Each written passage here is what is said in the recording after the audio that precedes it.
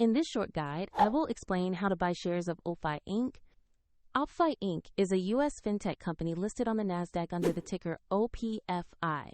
And this video is for educational purposes only, not financial advice. To trade, you need a broker. I'll use eToro as the example platform to show the steps. After registering, you must verify your account, which usually requires an ID, and you will need to add funds before you can buy shares.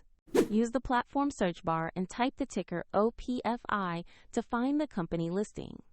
Choose the result that clearly shows Oppfi Inc. on NASDAQ to make sure it is the correct stock.